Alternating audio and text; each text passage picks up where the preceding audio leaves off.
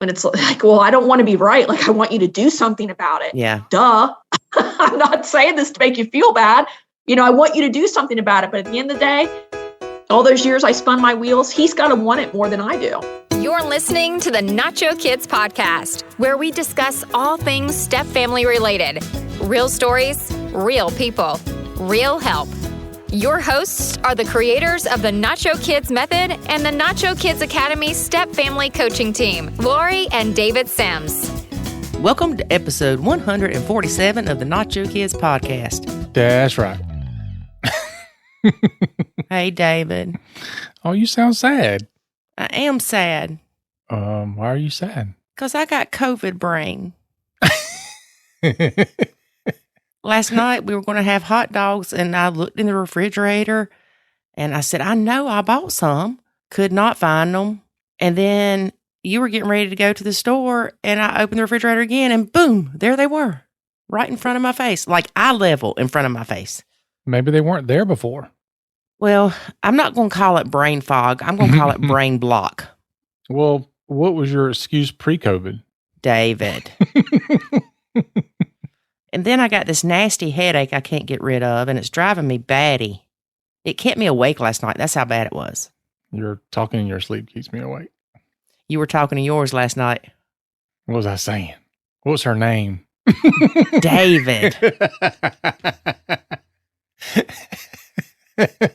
You know what? As long as you let me sleep, it don't matter what her name was.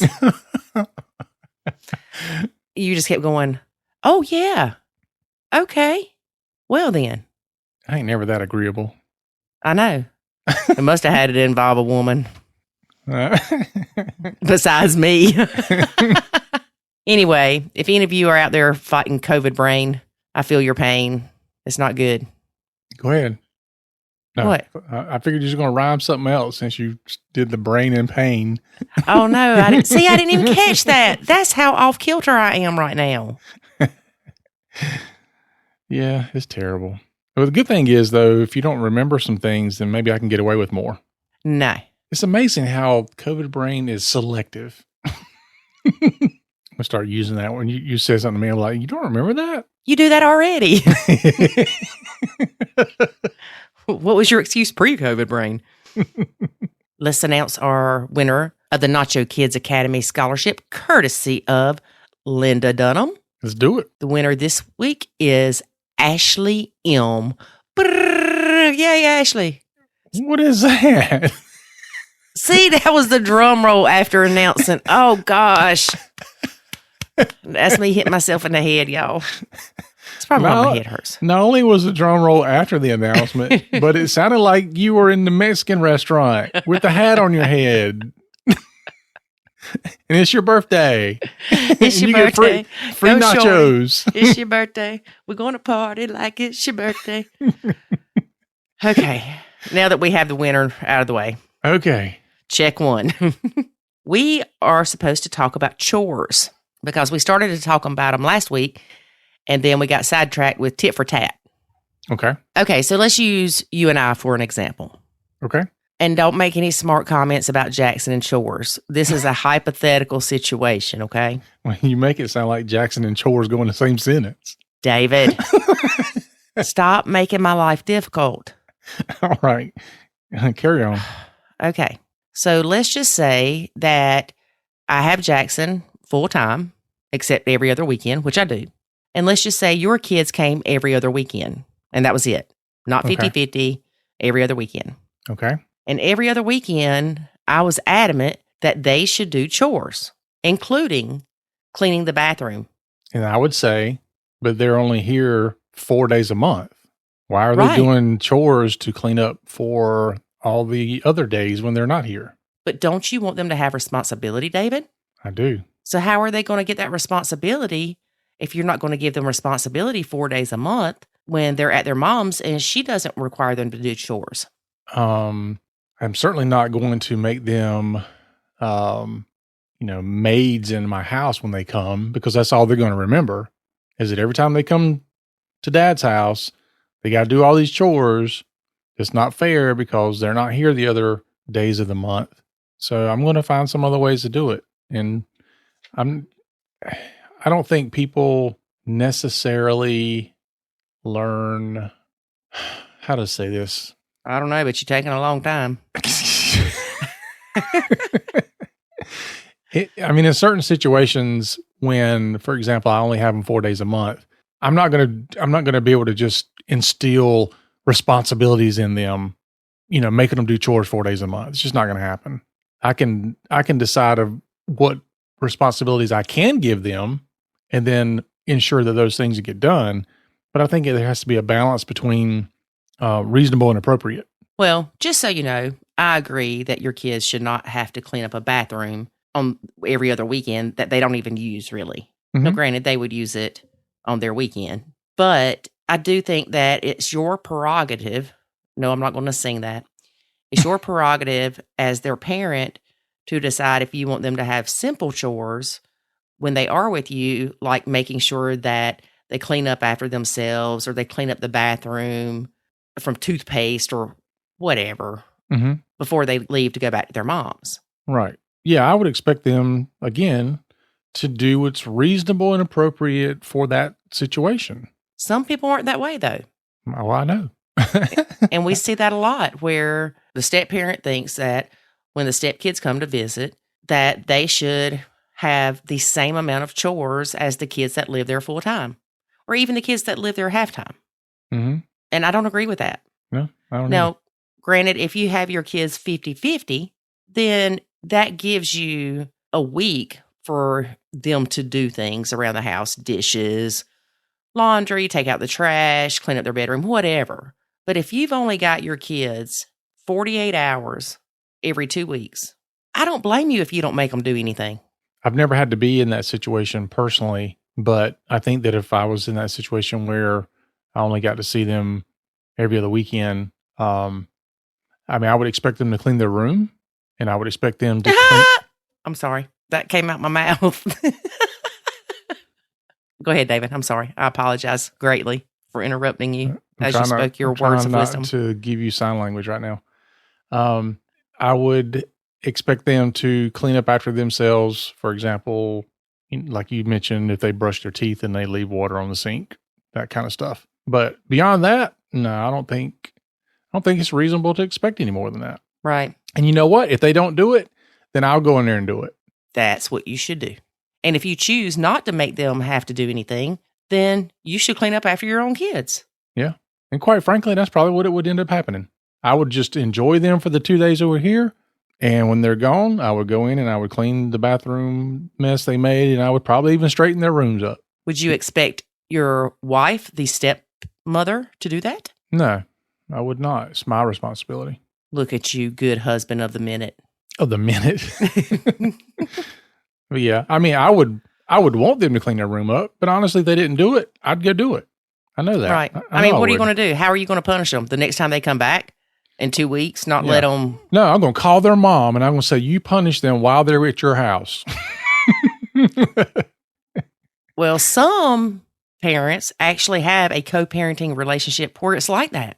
And they can do that, but... They are very few and far between. You might not be listening to this podcast if that's you. Yeah, that's true. I mean, you're off jumping your rainbows with your unicorns. Could you imagine my ex calling me and saying, I want you to punish? Well, first of all, she wouldn't punish them anyway, but if she would have called and said, I want you to punish the kids because they did something I didn't agree with. Well, no, she tried to get you to punish them. She would call you and tell you needed to talk to them because they were misbehaving. She wouldn't even talk to them. She would call me and so is, talking back to me or not doing whatever. And I can't do anything with him. I need you to talk to him. And I'm like, this is your time. Learn how to parent. Now, I would certainly talk to them about the expectations of being, shall we say, respectful. Yes. Respectful to their mother. But I can't really honestly say that there wasn't a part of me inside that was going,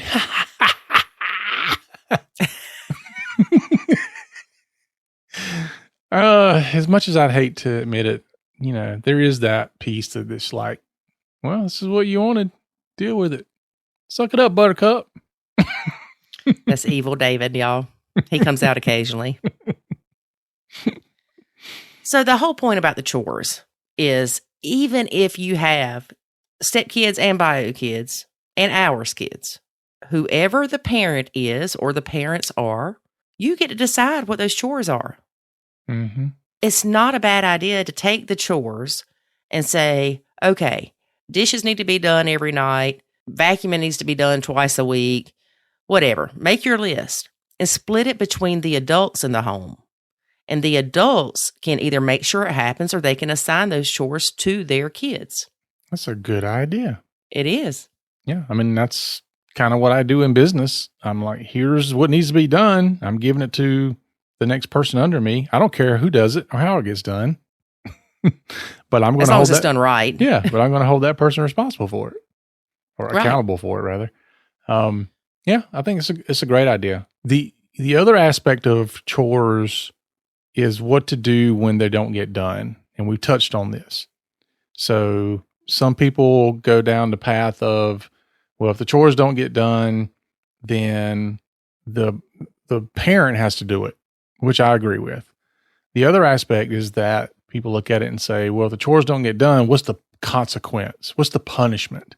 And I think step parents sometimes lean into that too much. I want to know what you're going to do. I don't want to know what you're going to punish them and how are you going to punish them and punish.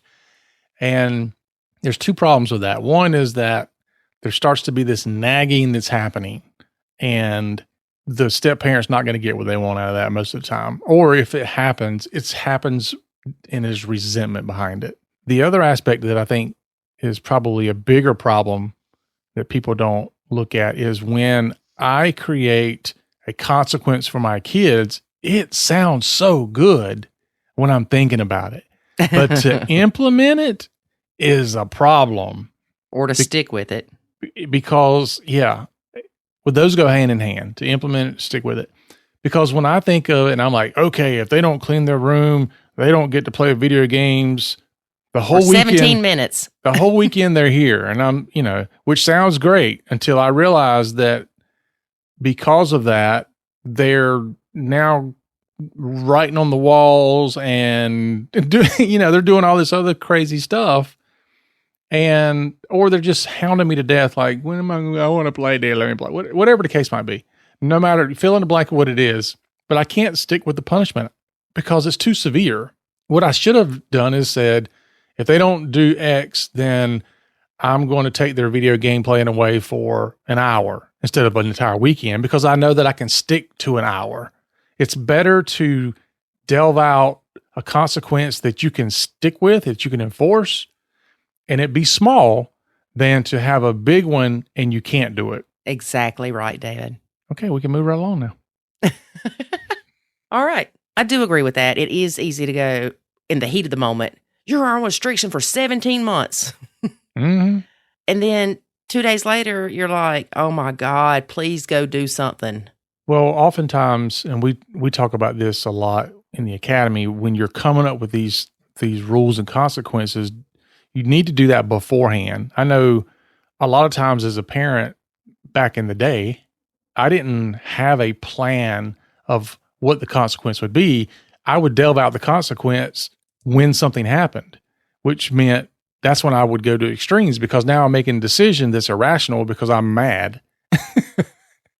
And I'm in an irrational state as it is. And so I delve out in irrational punishment and then I can't follow through with it. And it just teaches your kids that you're not a man of your word, you're not a woman of your word, whatever. And you're just going to cave. They're not worried about it. Like, okay, yeah, I know he told us this, but he's not going to stick with it. He never does. And step parents. Sorry, David, were you through? I am now.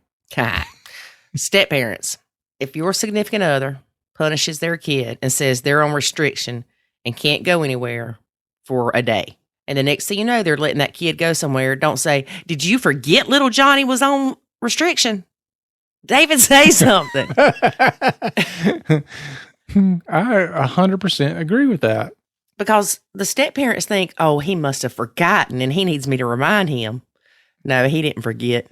Yeah. He just doesn't care about it as much as you do. Well, these types of interactions between the parent and the step parent is what builds walls. It's what makes one parent draw a line in the sand against the other one, and they don't tell them things. They don't. They start doing things behind their back. Sometimes there's a me against them mentality that starts to creep in. I mean, all those things happen when you feel like you need to be the step police. It just doesn't work out. It doesn't.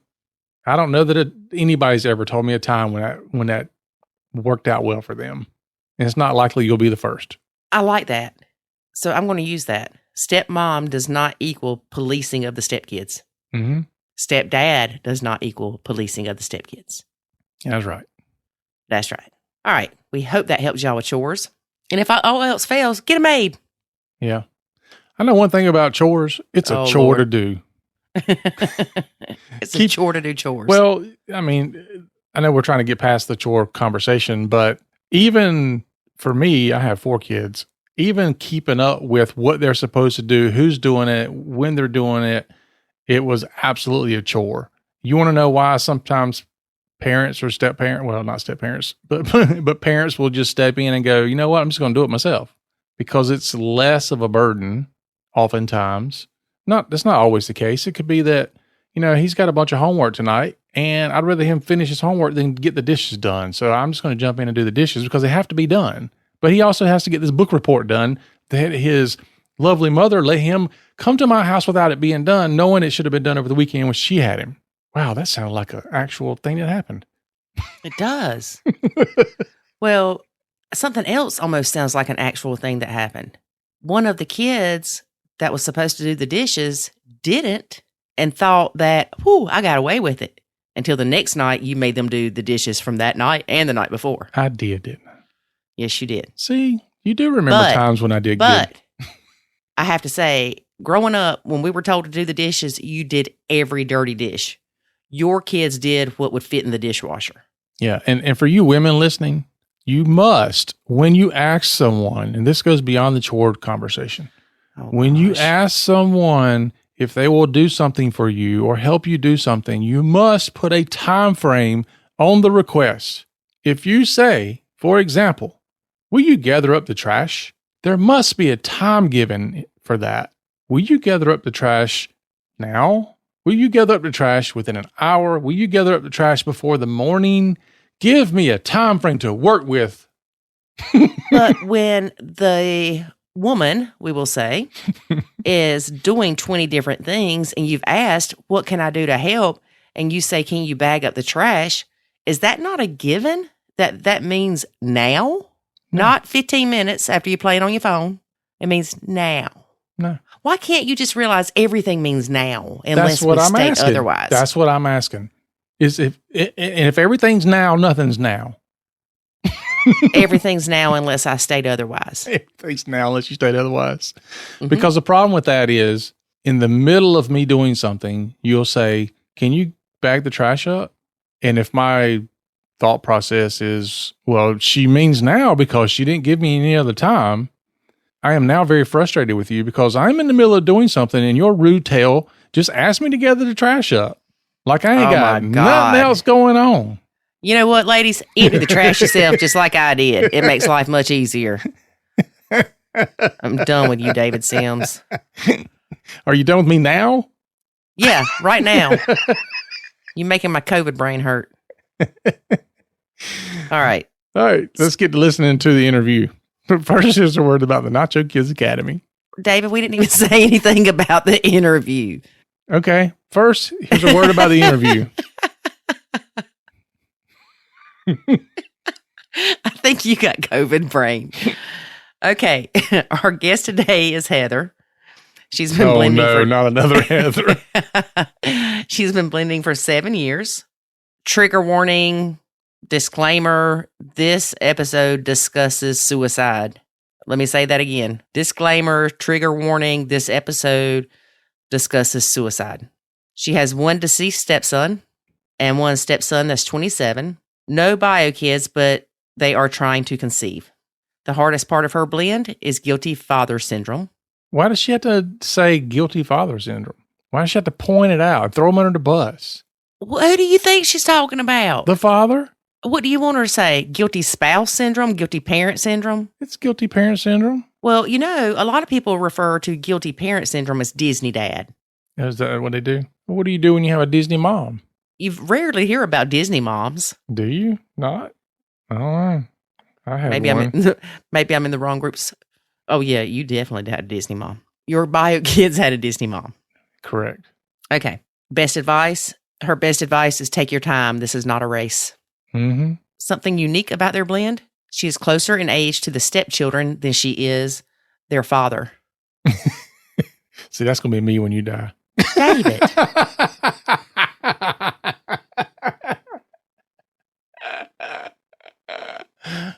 Maybe you can get Nicole, Ethan's ex. Anyway. Now? Right now? Or the other one, the most recent one. That's who you're going to end up with. That's exactly what I want. Oh, that's hilarious. I'm like, drop it to the flow. Shut up. And that's all I got to say because David's got my head spinning. All right, folks. Let's try this again. All right, folks. Here we go. You ready? Good. Say it. All right, folks. Let's get to the interview. But first, here's a word about the Nacho Kids Academy. There is a way to save your sanity and your relationship, and it's called the Nacho Kids Academy. In the Nacho Kids Academy, you will learn the skills and knowledge to properly nacho, techniques to handle step-family challenges, ways to improve your communication, and much, much more. Visit NachoKidsAcademy.com and sign up today to join other step-parents who are seeing the life-changing benefits of nachoing. Again, that's NachoKidsAcademy.com. Today, we have stepmom Heather. Hey, Heather, how are you? Good, ma'am. How are you? Good. So tell us about your blend. How long have you been blending and how many stepkids, bio kids, all that stuff? Oh, wow. Okay. So it's probably not as simple for me just because I have recently lost one of our stepsons, or my husband lost his son last January 2021 to suicide. So there's some backstory on that. But to start from the very beginning, I have been with my husband since 2014, 15 timeframe, right about that. And then we were married in 2017. When I came into their lives, they were 19 and 21. Okay. So now the oldest one is 27. And the youngest one who we lost would have been 25 in September. I am so sorry to hear that. Yeah, I mean, what a waste. But he had demons, like he had some mental health challenges that we were aware of, that his mother and his father were working with him on. And, sometimes it's just not enough. Well, I am glad to hear that they were trying to get him help and they recognized it because so many parents don't. And they're just caught off guard when something like that happens.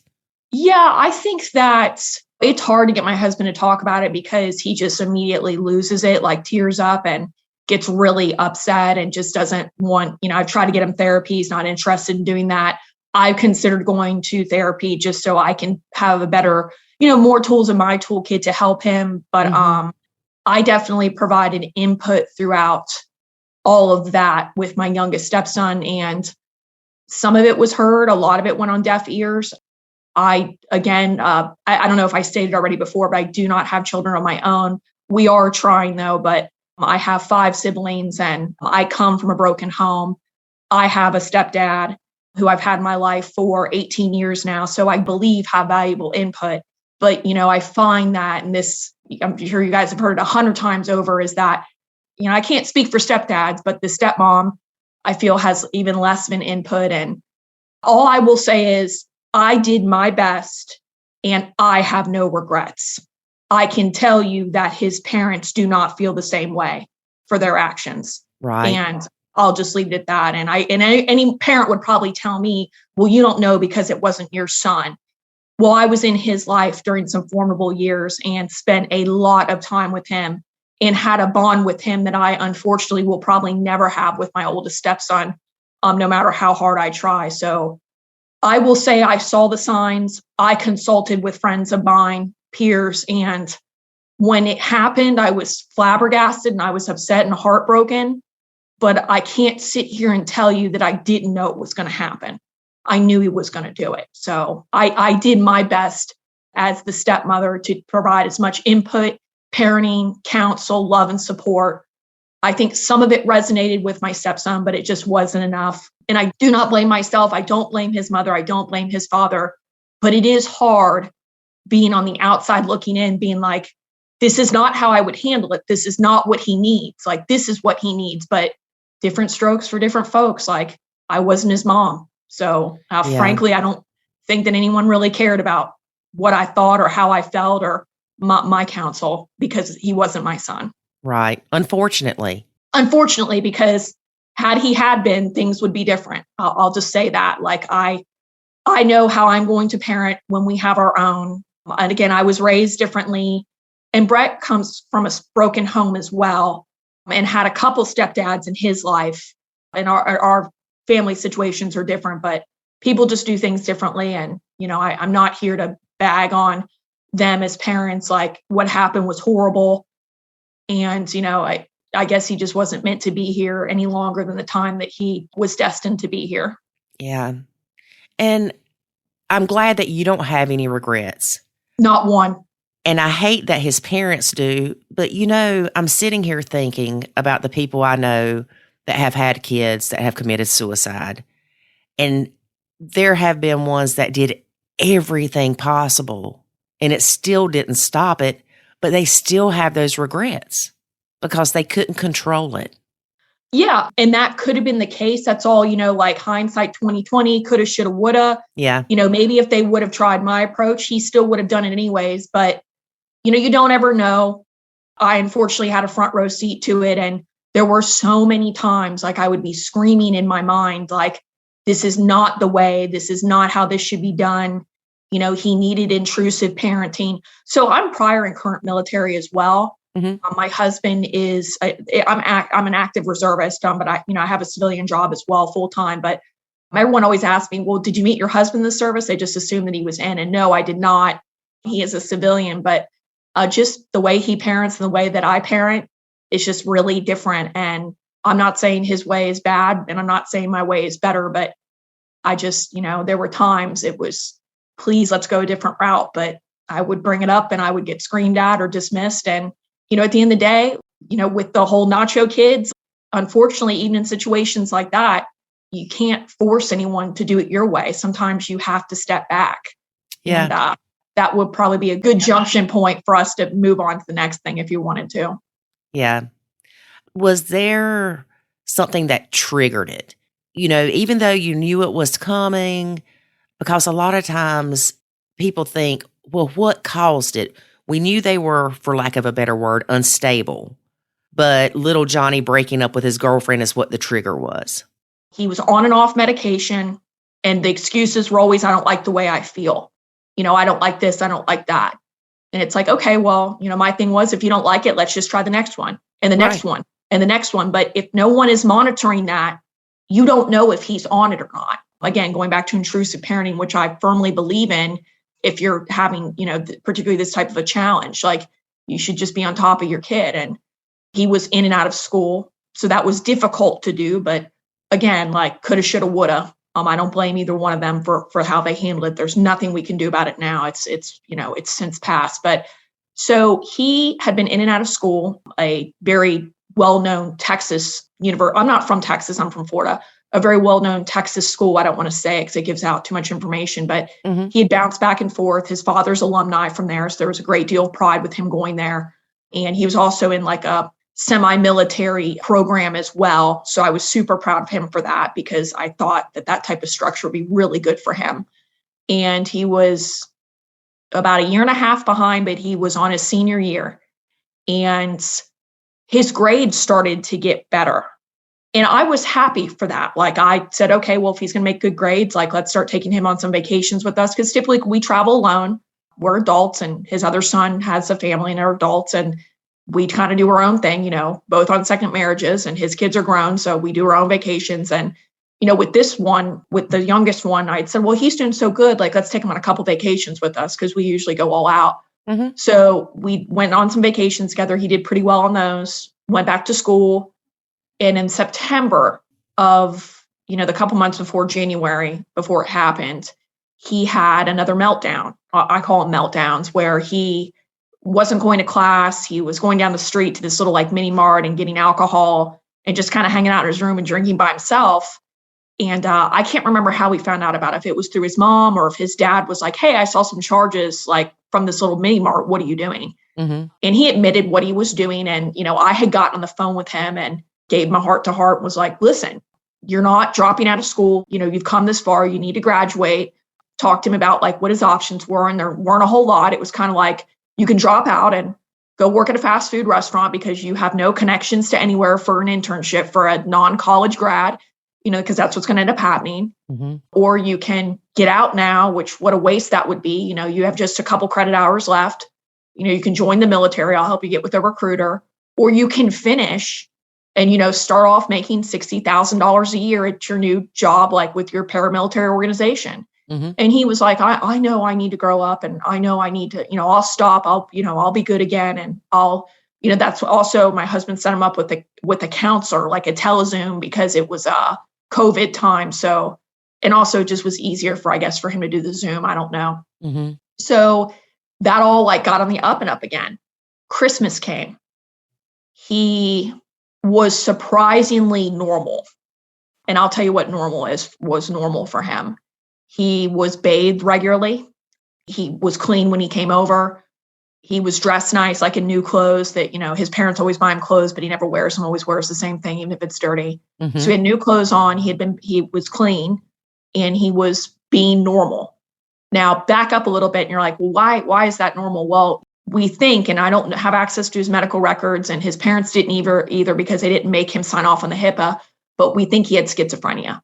So there were plenty of times where he was super manic, not clean, wearing the same dirty clothes. It seemed like wearing the same clothes like a comfort thing for him, but he was schizophrenic, we think. So I kind of got a sinking feeling in my gut in December. This isn't right. He's trying to be the kid that we want him to be. This isn't normal behavior. Right. And also, too, with the military, we get a lot of suicide prevention training. And typically when there's a radical change in behavior, that's not a good thing. Right. That's a sign. So it's a sign. And it's like, I wanted my husband to enjoy Christmas with his son, with the family and stuff. And there wasn't going to be a point for me to say, oh my God, husband, I think he's going to do this. Like my husband would have just brushed it off 100%, been like, let's just enjoy the holiday. Like he's fine. So I didn't say anything. I still don't have any regrets because I know if I would have said anything, it just would have sparked a fight. Right. And I'll get into that later because I have a lot of good information, I think, for your listeners regarding my second stepson. Okay. So January came. And again, he had gotten good grades for that fall semester despite his little week-long sabbatical. And I said, let's take him to Montana with us to go skiing. He came to Montana with us. That went really well. It was his first time skiing. My husband took on that sport late on in life with me. So kids have never shown a desire. Well, he came with us. That really well. It was a lot of fun. Like I remember it because it was just January 2021 very vividly. And 3 weeks later, my husband came home and he was on the phone with his ex-wife and she was having a meltdown and she's very emotionally charged, very dramatic. So for me to hear him on the phone with her bawling and screaming and acting like how she does, it was not like it didn't alert me at all. It was just kind of like, has she been drinking again? Why is she calling you at 8 o'clock at night? And he had just flown back from Lubbock and had said, you'll have to edit this, but she's like, had told him Brandon's gone missing. He's been missing since yesterday afternoon. And I told Brett, I was like, relax. It's probably he's on a bender again. He probably, instead of like calling it, admitting like he's been screwing up, he probably just like went off with his friends or something. Don't worry about it. Well, the next day came and they had a search party out with all the students. And they had you'll have to edit this, Galveston police force looking for him. It was a big deal. They had helicopters and everything and didn't find him that night. And the whole time, and again, I don't regret this. I didn't know. I didn't have a feeling or maybe I was just ignoring my instincts, but I was like, just relax. He's done. And my husband's argument was he's never just disappeared. And I said, I know he's never just disappeared, but some of the antics he's pulled have been pretty like catastrophic.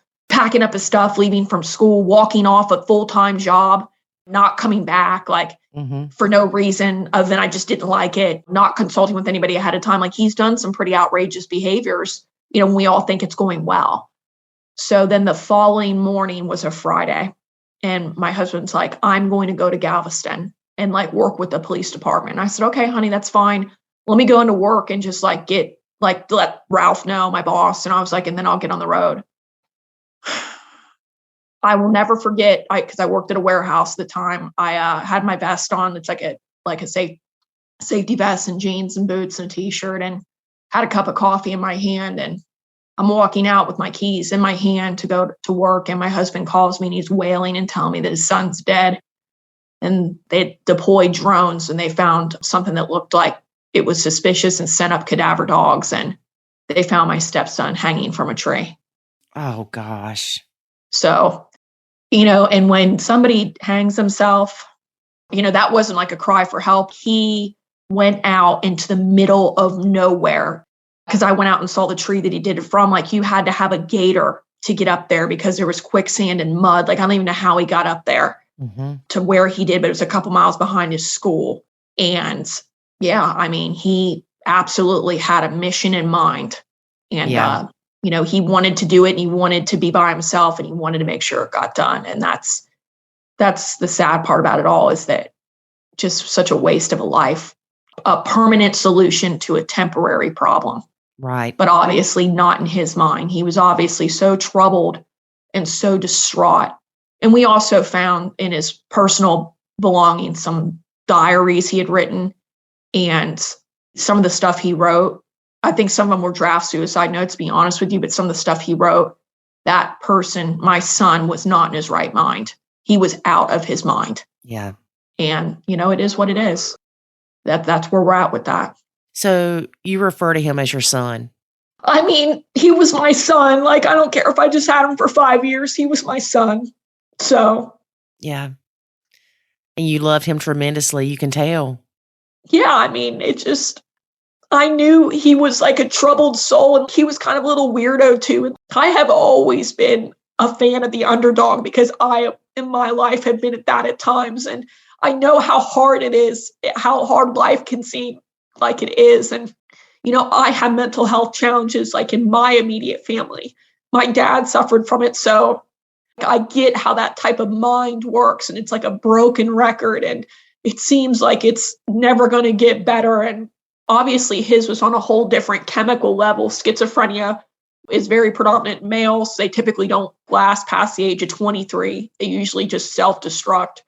There's no cure for it. It can only be controlled by medication and intensive support from families. And it just, I thought I was going to have longer with him. I knew he was going to do what he was going to do, but I figured he would do it later on in life. And then also you'd ask me what was the trigger. I think the actual trigger is that he was about to graduate. And all of those times he yanked himself out of school or had all the excuses he had for not wanting to go back and stay at his mother's for 6 months and do nothing but work at this little sub shop down the street. He was delaying the inevitable. Like he knew he was going to have to launch from the nest. And I think that must have scared the crap out of him to an extent. He did really well in school. And when he had a job, he always did really well with it. Very responsible, hyper-focused. And also, too, I should mention that he was in high school, late high school, diagnosed as autistic on spectrum, possible Asperger's. So I don't know if that's helpful to anybody out there, but you could tell there wasn't something right with him. But, he was just a weird kid. And I didn't judge him for that. I just tried to work with him. And he was also very much my husband's son. Like he was his father's son, and loved spending time with him. That was his baby. So I did my best to cultivate that. Like we had not gone on just trips recently, but he had been on a lot of camping trips with us. In his time outside of school, when he wasn't actively attending school in person, he spent a lot of time at our house too, like overnights and stuff like that. So who did he live with for the most part? Was he living with dad and in between mom and dad when this happened? No. Well, I got to give her credit. She had the primary custody of him. And the deal kind of is that Well, number one, we live in a really small house. Like I have a 2-bedroom, 1-bath. It's like a historic home. So like, it's just really small. And then also we were paying for everything from like a financial standpoint, like his school and his insurance and everything that you could possibly think of, we were footing the bill for. So the agreement was between his mom and his dad that he would live with his mother when he was off of school, like permanently. He could still come over here and spend a couple nights the weekend, but like his mom had primary custody. His little job was down where he lived at because they live an hour and a half away. And then we just saw him for visits. Okay. So between the two stepkids, you had the best relationship with him. Yeah, I would say I pretty much don't have a relationship with my oldest stepson. Why do you think that is? His mother. I can't take all the credit away from him. He's a 27-year-old man with 2 children and a wife, so he knows better. Mm-hmm. But yeah, his mom has poisoned the well since day one with him, with my daughter-in-law. And it's just, that's how it is. And because my husband, guilty father syndrome, allows it, that just kind of puts me in that bucket. Yeah. Why do you think that she wasn't able to have that negative influence on your younger stepson? Because the younger stepson, I think, was very aware that his mom was, to kind of be really frank, kind of full of it, mm-hmm. and could see both sides of the story. They didn't have a good marriage for a really long time. I met him after they got divorced, so I didn't have anything to do with that. Right. And he wanted to see both of his parents happy, just not his mom. She's had a boyfriend since as long as I've been with my husband. She's not married. They've not gotten married, but she's got a job and a boyfriend that lives with her and grandkids. And I think the youngest one kind of saw everything holistically. For as damaged as he was, could see, well, dad's happy now. Mm-hmm. Leave dad alone. Dad should be able to be happy. Dad deserves happiness. Yeah. So you had mentioned that you had some information to share about your relationship with your older stepson. Yeah. So I did what every stepmom does, overcompensate, try. And I still didn't go to the extreme that I could have, but I kind of knew from the beginning not to invest too much, but invest as much as I was comfortable with. I would buy the grandkids gifts, whenever they came over, they had gifts, did all the holiday shopping. The couple times that we had them over for dinner, I organized, all the, the meals and stuff like that. And I really wasn't getting any type of response from them at all. I would ask him a question and then this would be right in front of my husband. You would think that he would do something, but, guilty father syndrome, rose-colored lenses. I'd ask him a question and he or her, the daughter-in-law will be really slow to respond or ignore me to where I'd have to repeat myself, just really passive aggressive, immature behavior. And I don't know if you can kind of tell in the short time we've talked, I have a zero tolerance for crap, mm-hmm. disrespect, BS. I have a wonderful life despite our challenges. And I'm grateful for everything I have. But at the same time, I do not tolerate anything from anyone, work-related, military, or at home. So I feel I gave them plenty of chances. Talked to my husband to ad nauseum about it. Gave him examples like this happened. And this is how it made me feel. Mm-hmm. And this is not acceptable. Would you let somebody treat you like that? He would just kind of look at me and nod his head and say, well, no, and that's not right. And I'll talk to him. He never talked to him. I know that he didn't. He was hesitant to do it before the youngest one died. Now that the youngest one is gone, he'll never say anything because he's scared to death to lose his oldest son. I can understand that. Yeah, I can understand it too. Yeah, I get it. And that's a hard pill to swallow, stepmoms. It really is. Mm-hmm. When you know that you have influence over your husband for everything but his children. I know it's hard. I get it. So, did the whole try to be a good stepmom thing. And then at one point got tired of it and was I read a bunch of disengagement essays and forums on stepmom support sites and decided I was going to do that. Well, that happened right around, it was December before the youngest one did what he did. Because they had come over and I had bought all these gifts and they didn't really, they said thank you to my husband, but not to me. It's well, I'm the one who went and bought all this for the last 4 months and I set this up and kind of got, it's not that I needed credit, but a thank you would have been nice. And yeah, it just, nothing ever directed at me. And they come in, they hug him and don't come near me. That's hurtful. They treat me like I have leprosy or something. It's really disgusting behavior on their part. So I decided after Christmas, I was going to disengage. Well, then my youngest son did what he did. And I was well, I'll wait a couple months. Well, their behavior got even worse and was it's a shame I have to do this around this time, but I got to worry about, my mental health as well. So I would say I've been disengaging since April of last year, and it's hard, particularly if your natural tendencies are to be kind and loving and generous and inclusive. It's hard when they come over here and I don't say anything and then they don't say anything. Mm-hmm. And I will definitely say that everyone is very uncomfortable now. And I've tried to explain to my husband, I was like, well, do you notice that the only person who changed their behavior was me? I was like, why is it my job to make sure everybody's comfortable? It's your son and your daughter-in-law. If you don't like the tone or the feeling, you need to speak to your son about that, because I'm done. I was like, never in my life have I had people treat me the way that, your son and your daughter-in-law do. And I'm not going to tolerate it. I'm surely not going to ban them from my home, because that would be my fault. But I don't have to engage when they come over here. I will watch TV. I'll come out, sit down for a while and kind of watch everything, wait for someone to say something to me. They just pretend like I'm not here. They did that at Christmas too. That was really hurtful. I know my husband was really upset about it, but his whole thing is guilty father syndrome is it's all on me. I should be making the effort. Well, yeah. Sorry, tough luck, Chuck. I'm closer to age to them than I am to my husband. If they were minors, 10, 9, 13, 14, it would be different, but they are adults with children. Mm-hmm. And so I just have put it on my husband. I said, when you want things to get better and you talk to them or talk to your son, you really don't need to talk to your daughter-in-law. When you talk to your son, you let me know. But until then, I don't prevent him from seeing them, but I don't go to stuff anymore. Not that we were really ever invited to anything, because his mother always has, the ex-bio mom has dibs on all that. So we get left out on a lot of invites, like baby showers, wedding showers, christenings. We miss both christenings, the kids we weren't invited to. And I've tried to tell my husband, that's pretty screwed up. Are you going to say something? He's like, oh, I will, but I know that he doesn't. So I'm really of the mindset of there's a saying for it. You receive what you allow. And he allows really just low level behavior, disrespect, and they're nice enough. But I think that my husband could get a lot more from his oldest son if he had a really serious but short conversation with him. It's like, hey, I've been with this person for this amount of time and I love her a lot. And, you don't have to like her, but you're going to have to be nice to her when you come over. You need to make an effort. And so that this isn't awkward, because you guys are making it awkward. She's tried for 6 years and gotten nothing from you and she's done. So, but I know he's never going to have that conversation with him. So I just don't think about it.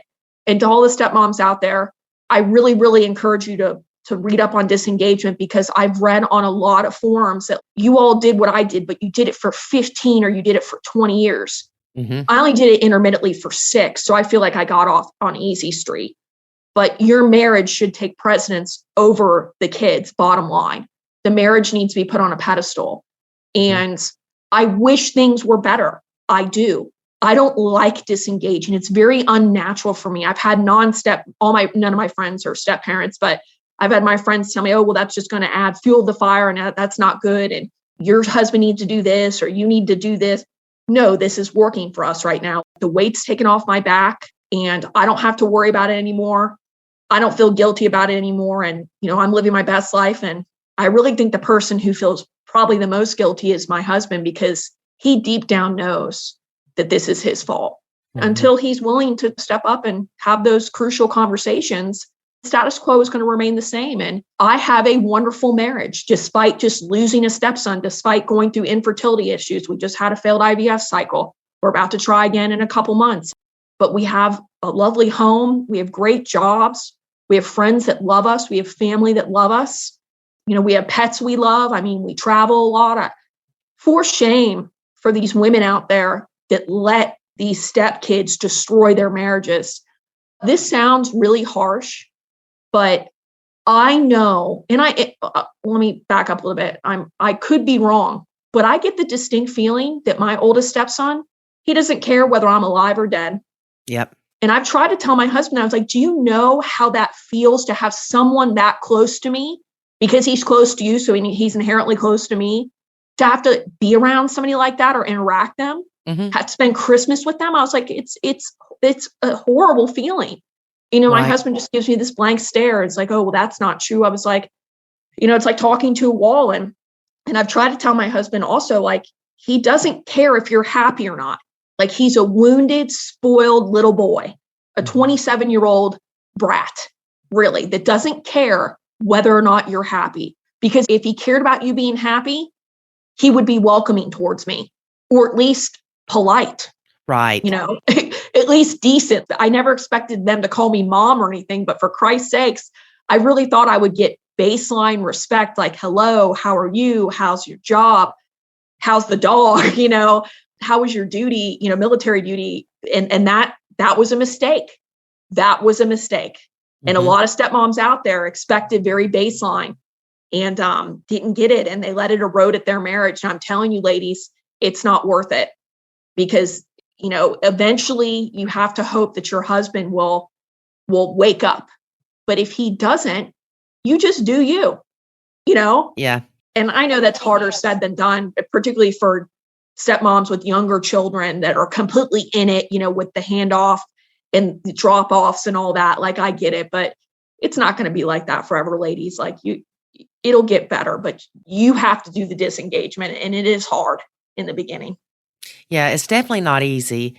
And it's so frustrating when, and I'm not just saying that your husband's like this, but they're all like that. But when all the pressure is put on the stepmom to build that relationship with the stepkid.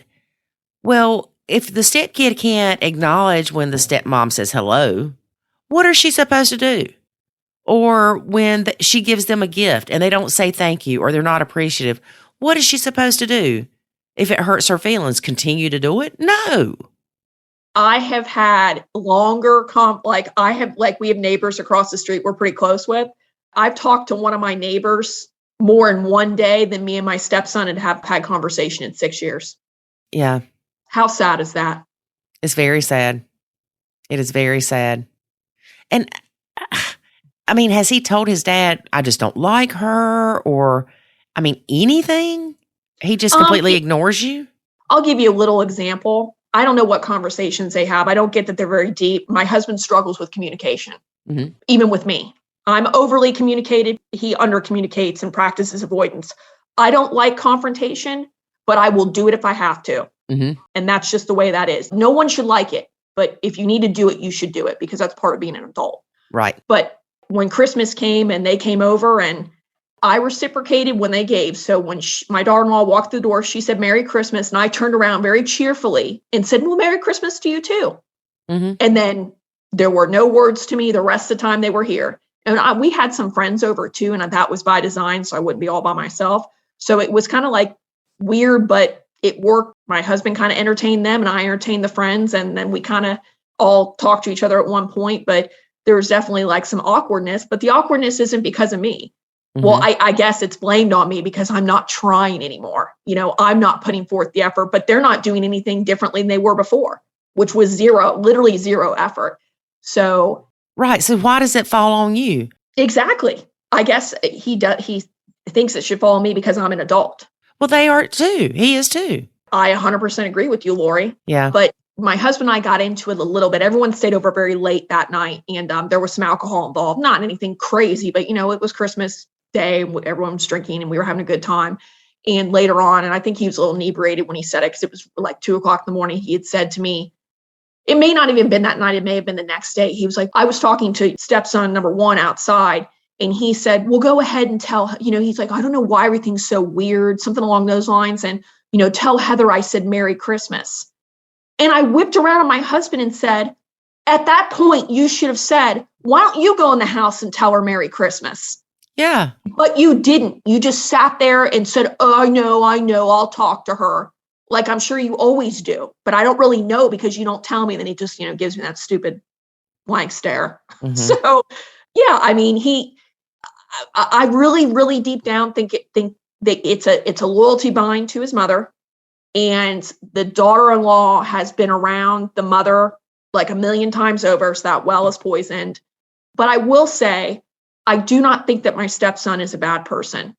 I think he's a brat.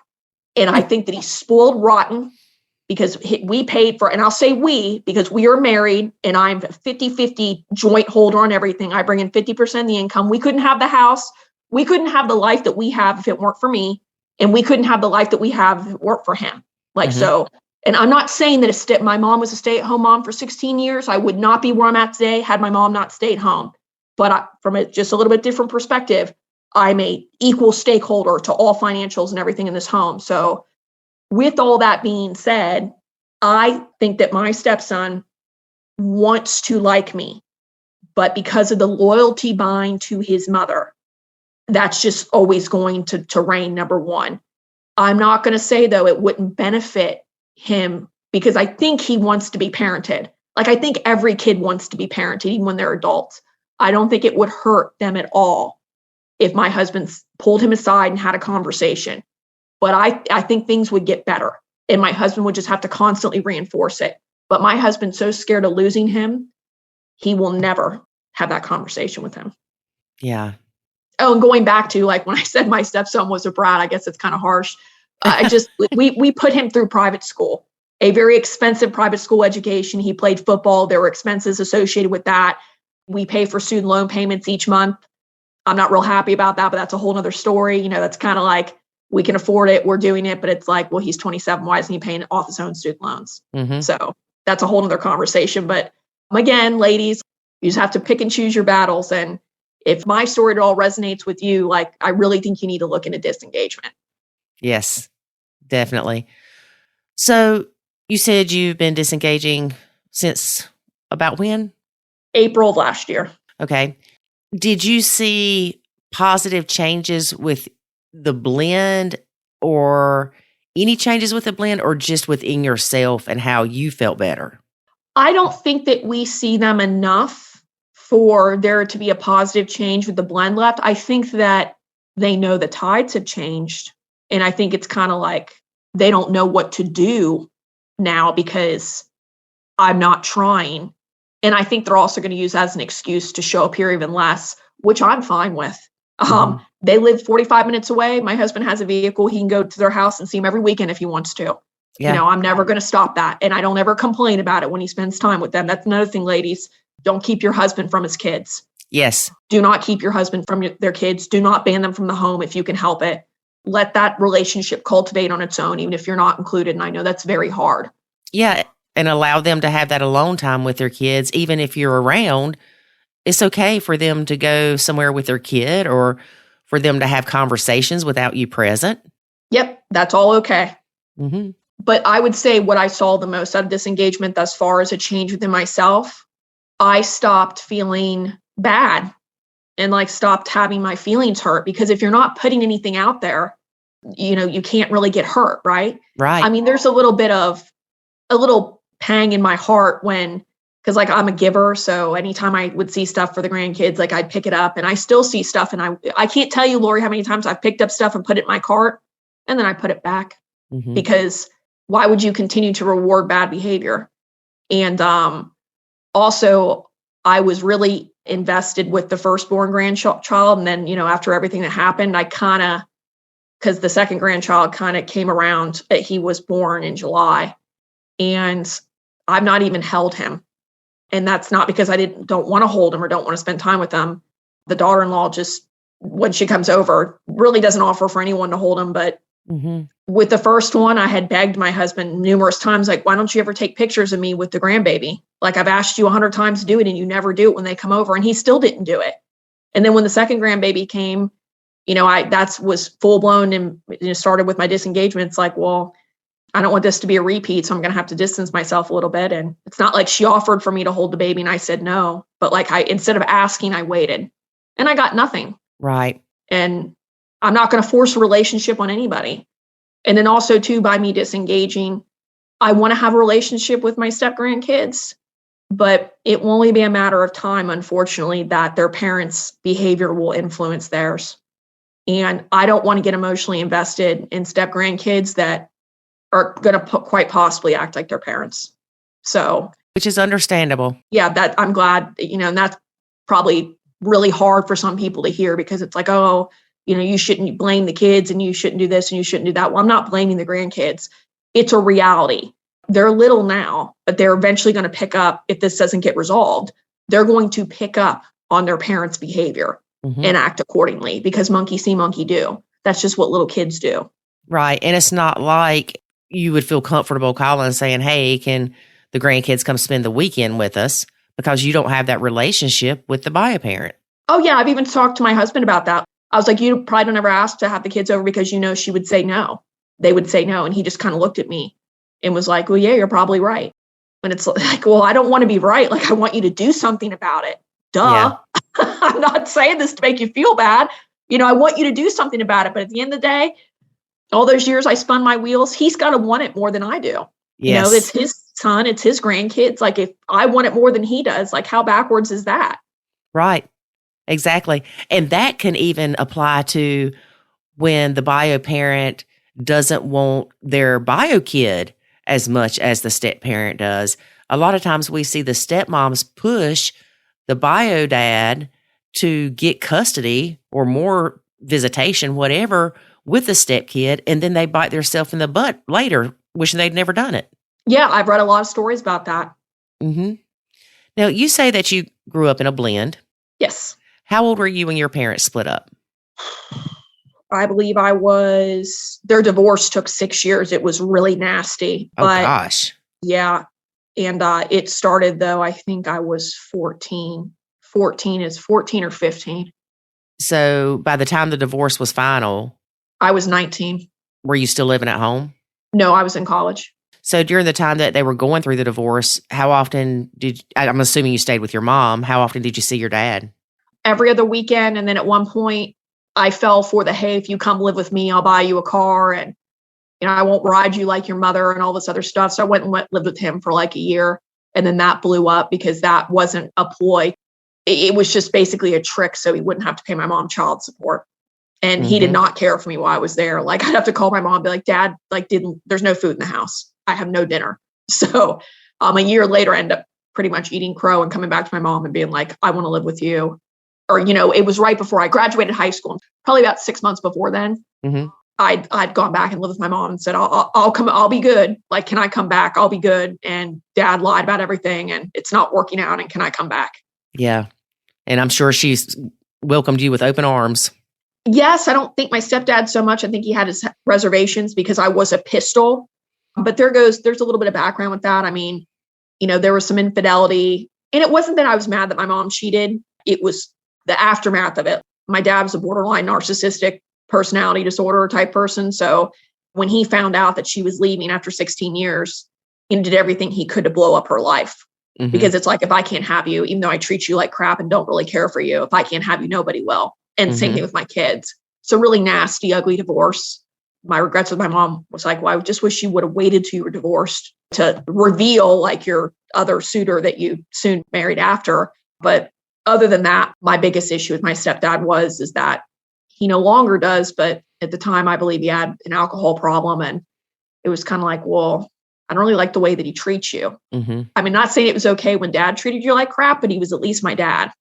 And then you left my dad, and then you married some other guy. That's also treating you like crap. That's also treating you like crap. So of course I'm not going to like him. Like, I tell my mom, like, how would you like it if someone treated Nana bad, her mother who's still alive? And she's like, I would lose my mind. I said, that's the way that I feel. Mm-hmm. I was like, so I cannot stand when he is nasty to you. And I'm not going to tolerate it. I didn't tolerate it with my real dad. Why do you think I'm going to tolerate it with my stepdad? Yeah. But 17 years later, we've mostly gotten over all that. He had to stop drinking because of a medical issue, and he's still a jerk. So I guess it was never the alcohol. That's just the way that he is. Mm-hmm. But I will say, I take away from my mom's second marriage, you kind of gotta, even if it's not good for her, if she thinks it's good for her, you need to be supportive of it, and to an extent. I mean, I didn't like the way they treated her, but there was no physical abuse involved. It was just mostly verbal. And I guess maybe that's just how they roll. I don't know, but be supportive. If she's happy, then you need to be happy for her. That's just how it is. And then also a really big takeaway I took from my mom and my stepdad is that my stepdad had 3 kids of his own. I love my step siblings very much. There's 6 of us total. And only one time did my youngest stepbrother try to get over on my mom. Mm-hmm. And I thought my stepdad was going to kill him. Whipped around on him so quick, had him up against a wall. Not like didn't put hands on him, but like pushed him with his chest up against the wall and was like, you're not going to talk to my wife like that. And that is the only time ever that, and his kids are very lovely. Again, love them very much. My step siblings are awesome. But when the little one tried, it was just that one time that it never happened again. And also too, one of the reasons why my mom was so willing to let me go live with my dad was that I was not, granted, I thought he deserved it, but I was a kid. I guess it wasn't my place. I was a pistol to my stepdad, and my mom didn't like it. Mm-hmm. And she has never been tolerant of us treating him badly. And we're not really those type of kids anyways, but even like side jokes or comments, like she gets really upset about it and like corrects us. And we don't do it anymore, but we did a lot when we were younger. Mm-hmm. It's just something that they had really good going for them, is that they did not allow their bio kids to disrespect the step parent. Right. And what about your dad? Did he ever get remarried? He did not. And he died suddenly from a heart attack when I was 31. I was texting him and he wasn't responding. That was kind of typical of my dad. He kind of texts back when he wanted to, and he wasn't really good with the phone. And then they found him 3 days later, dead in his condo. So he died just from some random heart attack. And but he never did get remarried. I found out after he died, though, that he had a lot of women that he would see, like visitors, not prostitutes, I don't think, but just friends with benefits. Had friends with benefits. And when I talked to his best friend about it, I was like, oh my God, Jack, I'm like, Dad was really doing that? And he's like, yeah, all the time. And I was like, well, why didn't I know? He's like, he would have never wanted you to know that about him. It wouldn't have been respectful towards you as his daughter. And I'm like, oh, okay, well, I'm glad at least my dad was somewhat happy before he passed away. So, yeah. But no, he never got remarried, and he would have never got remarried because all he ever did was focus on everything my mother took from him when she left, which was, it's the state of Florida. Like, she got half his retirement and stuff like that. But my dad was a nuclear engineer. Like, he was able to recoup that money relatively quickly, like not like a decade, probably 4 or 5 years. So, I mean, that he was always obsessed with recouping what my mom took from him, not entitled to, but took from him. And, his world centered around money a lot. So even though she committed adultery, they didn't hold that against her? No, they did not, because she was able to prove abuse. Oh, okay. Like, she had pictures, like there was physical, mental, emotional, and then there also was some physical abuse with us kids. Okay. So it was a pretty bad situation. So they did not hold it against her. Yeah, I know a lot of states do and some don't. It just depends. I think that if my mom could do it all over again, she probably would have stayed with my dad and attempted to get him therapy. You think so? Yeah. So that goes to show you it's not that she didn't love him. Lori just got tired of it. 16 years of being verbally, mentally abused and, treated like crap, and then on and off with the kids. I mean, I'm the oldest, and I have a younger brother and a younger sister, and my brother and I got it pretty bad, and, corporal punishment, all that type of stuff. But despite all of that, I was afforded private school. I never went hungry. I had clothes on my back. I had a nice house to live in. And that's something that kind of kills me with my stepson, is that he doesn't have any clue on how bad life can be. So for shame that he treats his father the way that he does, because my husband is a saint compared to my dad. And my dad, although for all his faults, he was still my father, and I still love him. And I wish I could have had a chance to say goodbye, and I missed out on that opportunity. But it sounds like y'all had a decent relationship when he did pass. We did. There was a stint where we didn't speak for 5 years, and then we reconciled, and things were on the up and up after that. But there were times I had to distance myself from him because he was very toxic. Well, thank God it wasn't during that 5 years that he passed. No, but you always have regrets when you have a sudden death like that. I wish I would have done more. I wish I would have been the bigger person more, but I defaulted a lot to, well, you're the old guy. My dad. Like, you're supposed to know better. What I'm like an idiot, know. Now, you said that your husband also comes from a broken home. Yes. Was his experience similar to yours? He talks very highly of his mother. I unfortunately didn't get to meet her. She died from early onset Alzheimer's in her 60s. Oh. So long before I came along. But she was with his father, who I met and spent time with before he died from a stroke. And the father was committed infidelity a couple times. And she was very much a self-made woman, had a job, was a teacher at a local fashion college. So I just think after once or twice was like, I'm done with you. And then he went on to remarry 2 or 3 times. I think the third wife was the last one that he had. And I had met her, and she was very sweet. They'd been together for like 25, 30 years. But they both passed in the past 4 years. And then the mom, his mother, did remarry. And believe it or not, I thought that at our wedding he invited his stepfather because my husband handled his own family's invites. Mm-hmm. And it was after the wedding. I was like, oh, well, I didn't see your stepdad, or I didn't get to meet him. He's like, he wasn't invited. I was like, why did you not invite your stepdad? He's like, I don't know. I don't have a relationship with him. And I was like, well, your brother talks to him all the time. I was like, that's terrible. And he was like, well, I just don't have a relationship with him. And that was just kind of like, I think that might have like a connection to my stepson, the way that he behaves, because when my husband's mom got remarried, there was no infidelity there on her part or anything bad. I mean, she was single, trucking along on her own with 2 young boys for years before she met that guy. And I had asked my husband, like, well, did he ever hit her? Was he a drunk? Like, was there a reason that you didn't like him? He's like, no. And that is key. You've got some kids that even if the step parent didn't ever do anything to them and treat the bio parent like gold, they're hurt and they're broken. And they don't want to have a relationship because it means that their bio parents will never get back together. And that's right. Right. So I think some of that selfishness from my stepson comes innately from my husband, because he didn't treat us like he didn't, after the mom died, he didn't try to have a relationship with the stepdad at all. And I had found out the stepfather had lived like 20 minutes from us at one point. Wow. Yeah. And you've got a perfect point there. A lot of times it's not the step parent as a person that the stepkids don't like, it's what they represent. Exactly. Yeah. You said this is your second marriage. Yes. And that you and your current husband are trying to conceive. Yes. So if you have a baby next year, that baby's sibling or half sibling would be 28 years old. Yes. That is a huge gap. I know. That's crazy. But, you see all these older people having kids now. I'm 39, he's 53, and I'm paying the piper now, right? I married an older guy. I waited. Some of this is his fault. Some of it's my fault from what the doctors can tell us, but they really don't know why. It's just kind of one of those things. This is what happens when you wait. But Lori, if I died tomorrow, I did everything I wanted to do. I have seen the world. I have done some pretty amazing things. Unfortunately, and fortunately, because it gives you perspective, was knee deep in an actual war. I'm an OEF vet. I mean, I've had a wild ride.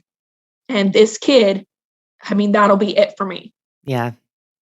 Did you not want children with your first husband? We weren't together long enough. I got married really young.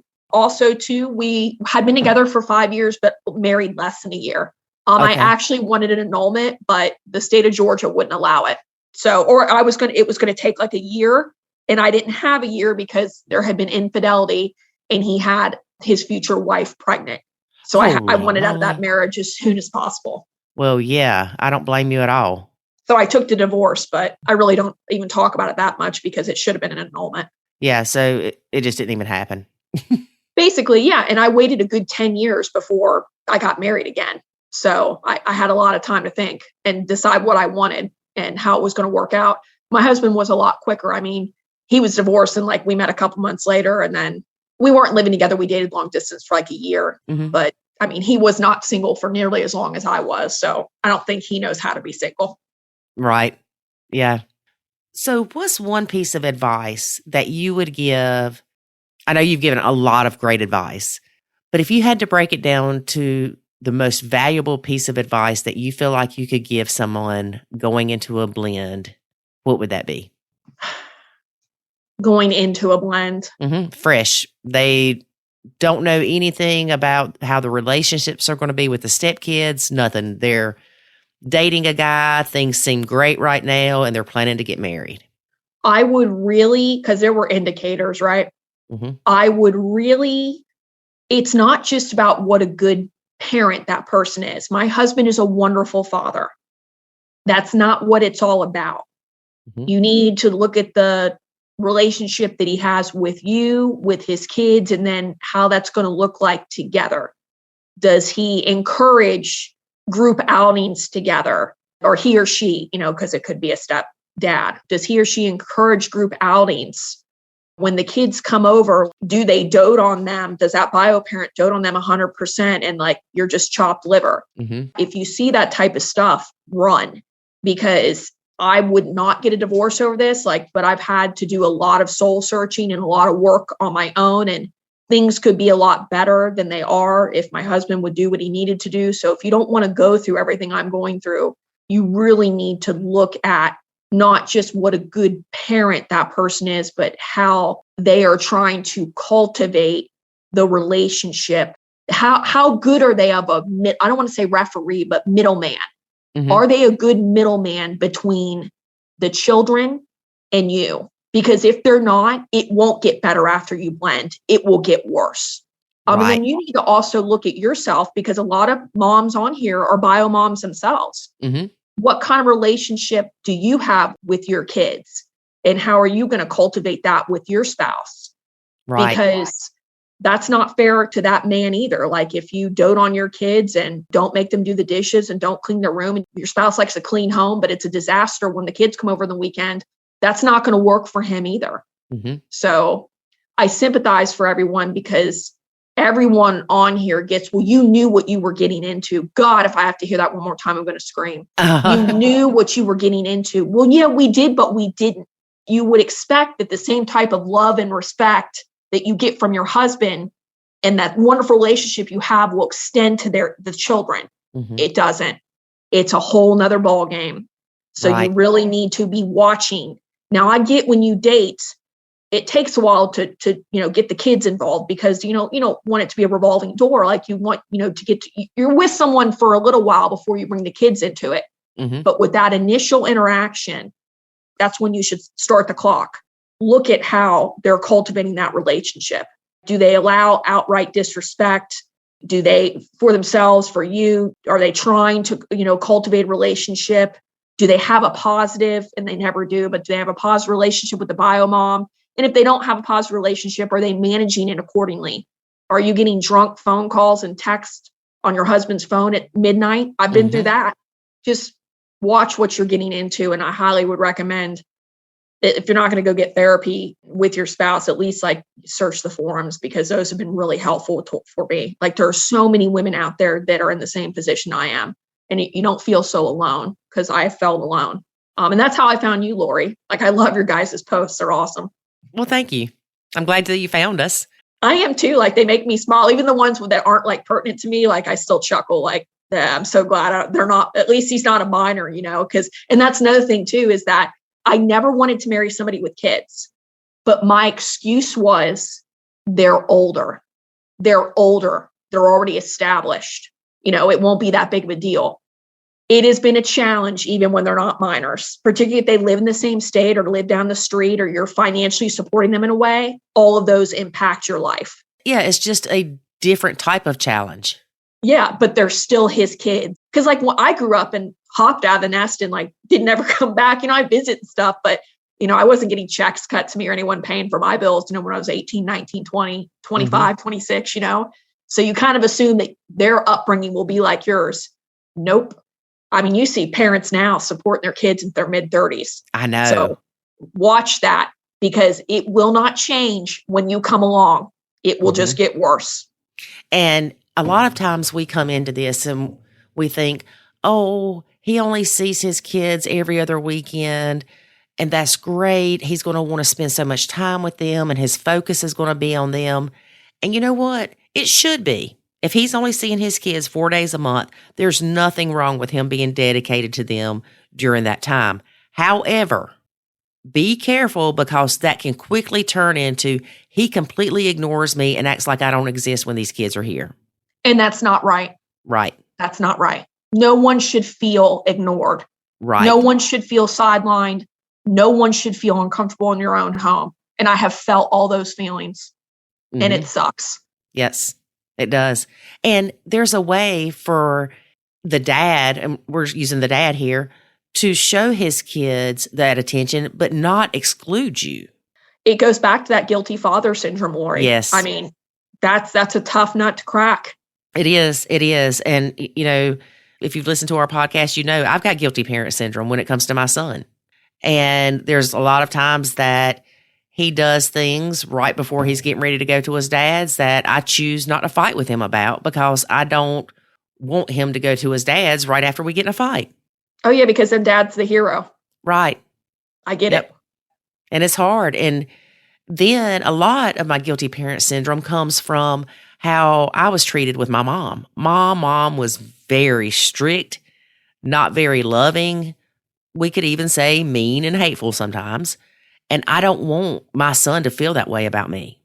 Yeah. So going back a little bit, my husband's father was not in his life at all for like years and years and years.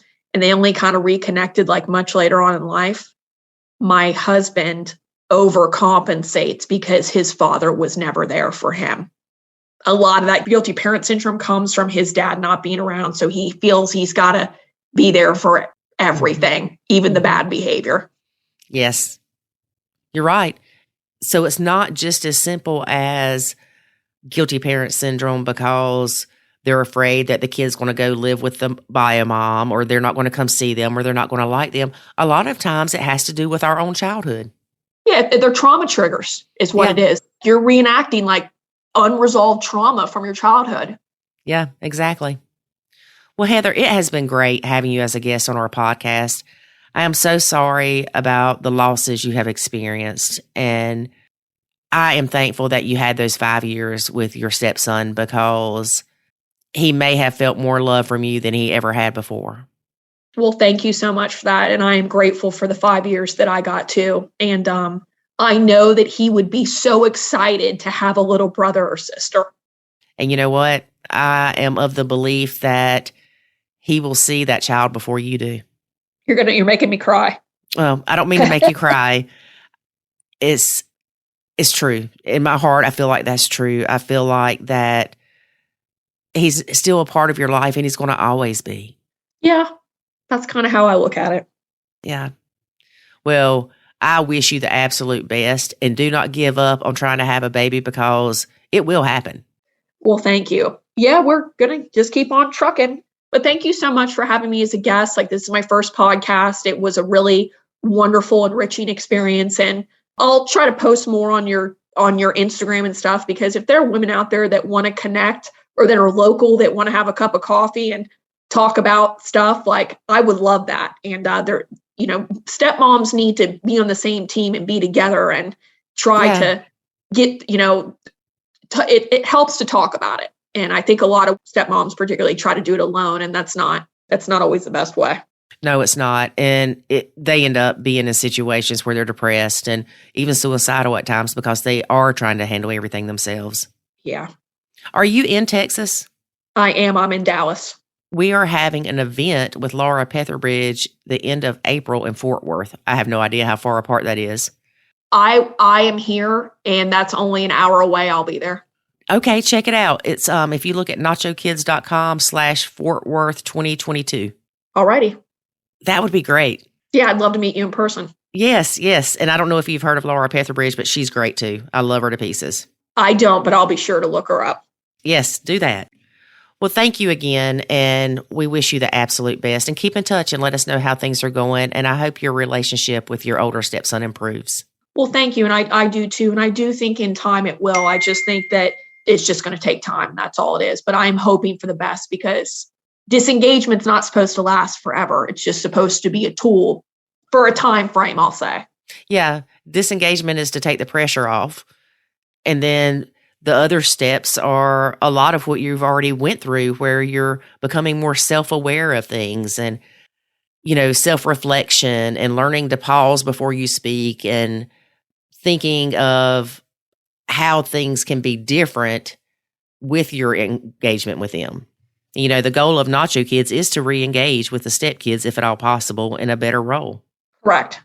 Yep. And I think disengagement is a time really really to work on yourself and your feelings and how you're going to handle it from here on out.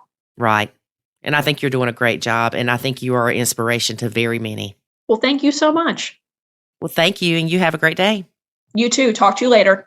David, why do you make these recordings so stressful on me? I have to edit them afterwards. It's not like I can post all the crap you say. You said it's not. It's not. See? I love you, honey. No, you don't, because I got a headache.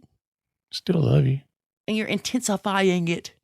Quit using big 3-syllable words. You did. I love you. You said 3. I love you. Okay. Let's see. What do we have going on? In a few short weeks, we will be in Fort Worth, Texas with Laura Petherbridge and Melanie Anthony and a bunch of other people. I think Heidi Farrell's going to be there. I'm so excited. Mm-hmm. So if you would like to join us, check it out. Show up. www.nachokids.com/Fort Worth 2022. And that's FORT for Fort. Yeah, not Not FT. FOROK. FOROK. Forok. Oh my gosh, somebody help us. Save us. Well, you know, some people abbreviate Fort as FT, and I just want them to know that it's FORT WORTH 2022. Good job. Okay, David, I'm done with you. Pay attention. All right, folks, thanks for listening. Please join us next week when there's no telling what we'll say. And we don't even know. Remember, life is good. When you nacho. Thanks for listening to this episode of the Nacho Kids Podcast. Find us online at nachokids.com. Until next time, remember, life is good when you nacho.